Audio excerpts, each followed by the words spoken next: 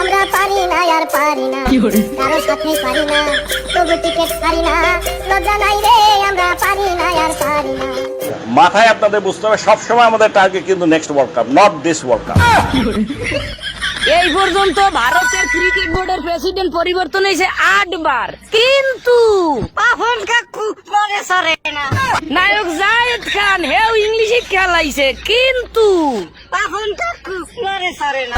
এই যে আমরা সুপার এইটে উঠলাম, এর আগে তো কখনো পারিনি। এই যে তানজিদ তামিম বাচ্চা ছেলে, ওর বলই বুঝতে পারে না। দর্শক বিন্দু, আজকে আমাদের সামনে হাজির হয়েছে বাংলাদেশ ক্রিকেট টিমের সভাপতি। আমরা এখন তার কাছ থেকে শুনতে যাচ্ছি তার ছেলেরা টি-20 ওয়ার্ল্ড কাপে যেমন পারফরমেন্স করেছে, যেমন খেলা দিয়েছে, বাংলাদেশ ক্রিকেট টিম যেভাবে বিশ্বকাপে গিয়ে নাকানি চুবানি খেয়ে আসলো, এতে আমাদের দেশের গণ্যমান্য ব্যক্তিদের কেমন লাগছে, তার বাচ্চাদের খেলায় তিনি সন্তুষ্ট কিনা সেটা আমরা জানতে এখন সরাসরি তার কাছে চলে যাব। তো পপকর্ন দা, আপনি তো বাংলাদেশ ক্রিকেট টিমের একজন গণ্যমান্য, তো আপনার এবার ক্রিকেট টি-20 বিশ্বকাপে বাচ্চাদের পারফরমেন্স কেমন লেগেছে?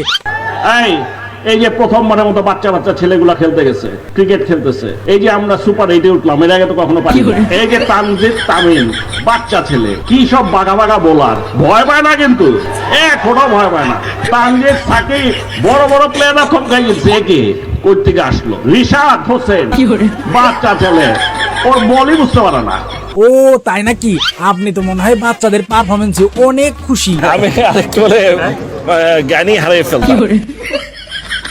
আচ্ছা ঠিক আছে, বুঝলাম, আমাদের বাচ্চারা অনেক ভালো পারফরমেন্স করছে, কিন্তু কথা হইতাছে এত ভালো পারফরমেন্স করে দেও আমাদের বাচ্চারা এখন পর্যন্ত কোনো ইন্টারন্যাশনাল ট্রফি ঘরে আনতে পারলো না, তাহলে আমরা কি কখনো বিশ্বকাপ জয় করতে পারবো না? মাথায় আপনাদের বুঝতে হবে সবসময় আমাদের টার্গেট কিন্তু next world cup, not this world cup. আমরা এখন যা করছি সেটা is not for this world cup. এই বিশ্বকাপ দেখে আপনার চিন্তা করলে হবে না, আপনাকে নেক্সট বিশ্বকাপ টার্গেট নিয়ে করতে হবে। আপনাকে এখন লং টার্ম, এতদিন যা হয়েছে এখন আমরা লং টার্ম চিন্তা করছি। আমরা টার্গেট করেছি নেক্সট টি-20 ওয়ার্ল্ড কাপের জন্য আমরা টিম রেডি করছি। এটার জন্য কিছু এখন এক্সপেরিমেন্ট হবে, কিছু আপস এন্ড ডাউন হবে, সেটা হলো এক জিনিস, সেটা we are ready to absorb that. আচ্ছা বুঝলাম, আমাদের টার্গেট নেক্সট ওয়ার্ল্ড কাপ, কিন্তু সেই নেক্সট ওয়ার্ল্ড কাপটা কবে আইবো? আমরা দেখা যেতে পারবো নাকি আমাদের নাতিপুতিরাও কইবো আমাদের target always next world cup? ওই পাপুন্দা, বিসিবির পদ পদবি কি অন্য কাউরে দেওয়ার ইচ্ছা আছে, নাকি আগামী 15-20 বছর এমনি চলবো? ওই প্রশ্নে যাবো জানুয়ারি, এখন না। সবই বুঝছি। শোনেন, আপনাকে একটা গল্প শোনাই। আমাদের বাড়িতে যদি কখনো কোনো মেহমান আসে আর সে যদি 1 দিন 2 দিন 5 দিন 7 দিন 10 দিন 15 দিন এবং কি 1 মাস দাওয়াত খাওয়ার পরে যদি সে বাড়ি ছেড়ে চলে না যায়, তখন আমরা তাকে বলি নির্লজ্জ, বেহায়া, ছোট লোক।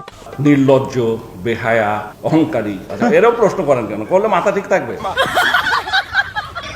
এই পর্যন্ত ভারতের ক্রিকেট বোর্ডের প্রেসিডেন্ট পরিবর্তন হয়েছে 8 বার, কিন্তু পাপন কাকু মনে সরে না। পাকিস্তানের বোর্ড প্রেসিডেন্ট পরিবর্তন হয়েছে 7 বার, শ্রীলঙ্কা হয়েছে 4 বার, কিন্তু পাপন কাকু মনে সরে না। লেদা হাফিং করা দিঘি ডাঙ্গুরাই গেছে ভুলিয়া, কিন্তু পাপন কাকু মনে সরে না। নায়ক জায়েদ খান হেও ইংলিশে খেলাইছে, কিন্তু পাপন কাকু মনে সরে না। একটা টিকটকার প্রতিবন্ধী অপু হেও সেলিব্রিটি হয়ে গেছে, কিন্তু পাপন কাকু মনে সরে না। বুড়া নাইকেডি মেকআপ করিয়ে জুয়ান হয়ে গেছে, কিন্তু পাপন কাকু মনে সরে না। বারাক ওবামা প্রেসিডেন্ট এখন শরীরে ডোনাল্ড ট্রাম্প পাইছে, ডোনাল্ড ট্রাম্প চলে গেছে, কিন্তু পাপন কাকু মনে সরে না। নোকিয়া 1100 মডেল যাইয়া পাল্টান না স্যাপডা একটা স্মার্টফোন আইছে, কিন্তু পাপন কাকু মনে সরে না। 35টার সোয়াবিন তেল 200 টাকা হয়েছে, কিন্তু নাইকা পরিমাণী আর রাজের বিয়া হইয়া ঘুরে ঘুরে তালাক হয়ে গেছে, কিন্তু পাপন কাকু মনে সরে না।